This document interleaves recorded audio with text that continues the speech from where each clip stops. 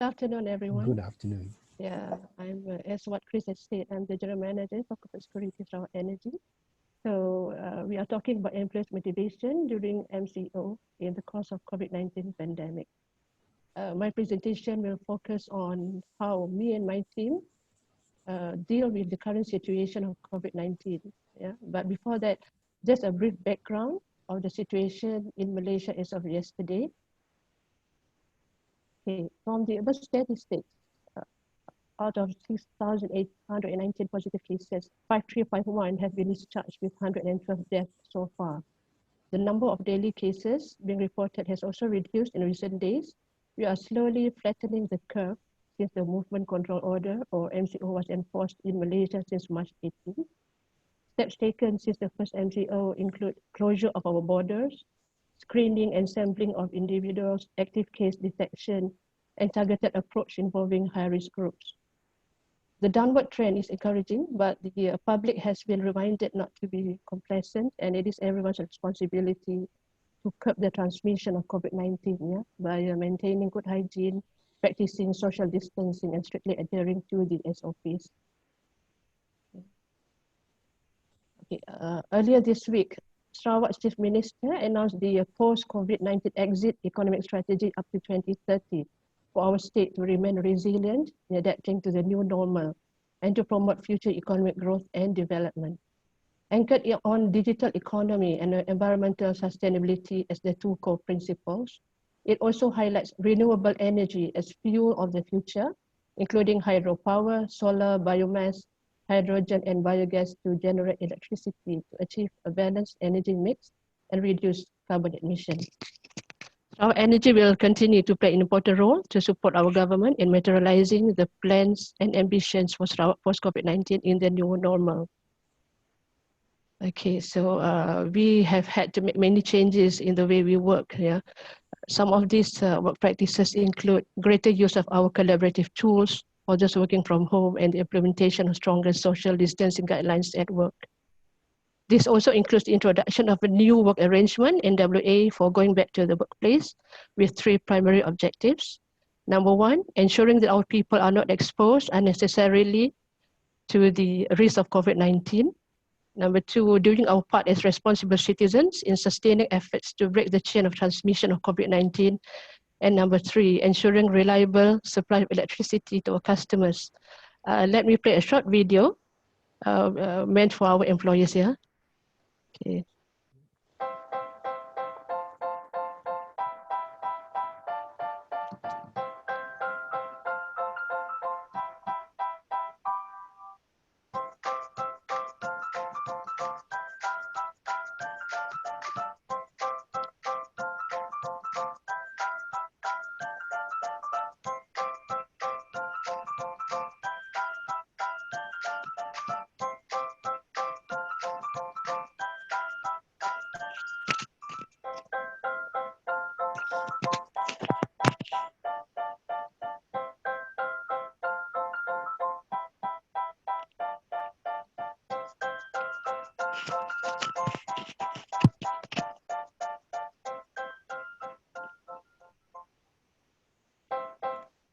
Okay, so that's the mantra of our energy to get everybody excited.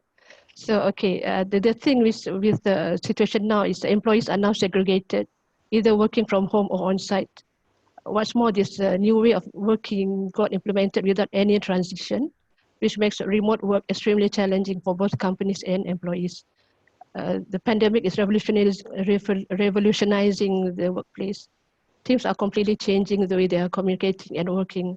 Therefore, in Sarawak Energy, especially for corporate security, we are focusing on the three C's: compassion, communicate, and compensate. Okay. As you can see on this video, as per Dalai Lama was saying, it is not enough to be compassionate, you have to act. Compassion is empathy and caring in action. Being open to others enables us to face tough times with creativity and resilience. Empathy enables us to connect with people. It helps us to get things done and to deal with power stress and the sacrifices inherent in leadership. As the remote teams may feel disconnected, managers who lead remote teams need to make themselves available Frequent check-ins with remote workers is a great way to help them overcome challenges that come with remote work. Offer your support and assist wherever possible. Waiting for an employee to speak up may be too late, yeah, because most of them will never decide to raise a problem themselves.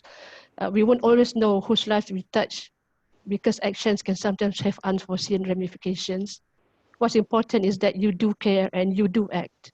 Having discussions on setting boundaries around work and non-work spaces, times and devices. Some employees may need clarity, reassurance and guidance on creating work zones and defining clear start and end times to work days as well as appropriate lunchtime and breaks. We have to treat all these activities as part of your compassion-like responsibility. Okay. If you look at this, communicate, yeah. In terms of unpredictability, having a flurry of activities going on and a segregated team, you don't have a lot of control over what happens. So this is the time for leaders to get focused, to step up, and to communicate a clear purpose and direction of the organization now. Where possible, it is critical for managers to drop projects that is non-essential, that will slow the team down. We have to prioritize. Employee relations play a crucial role. Yeah, because it has been proven that companies with better employee communications have much higher rates of employee engagement, especially during crisis. I'm actually echoing what Noel was saying earlier. To have employees maintain the productivity levels and not feel disconnected, we set up additional virtual check-ins for employees with managers and introduce new tools for virtual meetings. So whether it's wiping down surfaces or limiting the number of visitors, informing and communicating your employees about the measures that upper management is taking to limit the spread of COVID-19 is an easy way to keep morale strength up. Communicate more with your employees, stay connected, encourage employees to maintain normal levels of physical activity, as you can see in this picture here, okay, both in the home and outdoors, where appropriate social distancing is possible. Sharing ways your team has discovered to stay focused in a non-office setting. Remind your staff to keep in contact via phone, email, Skype, FaceTime, and other virtual methods with your family, social groups, faith communities, and other support systems.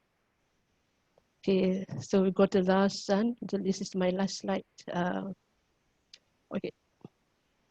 More often than not, we underestimate the power of touch, a smile, a kind word, or a listening ear, or an honest compliment, or the smallest act of caring. All of which have the potential to turn a life around. Instead of energy, we give recognition to employees based on the achievements and deliverables. We celebrate little success, okay, by congratulating them, put on some kind words as a means of motivation for them to continue producing. We demonstrate to employees how much their efforts matter to the company, with the expectation that this will foster goodwill and improve productivity among a happier workforce. Every efforts are geared towards motivating employees and supporting work-life balance. If you want to motivate your workforce and build employee morale, management team needs to get behind it and communicate regularly throughout the lockdown period. We have to use multiple mediums to accomplish this, speak loudly and transparently, and let the employees know that the management cares. So, Chris, that's more or less sum up my presentation today. Thank you and stay safe.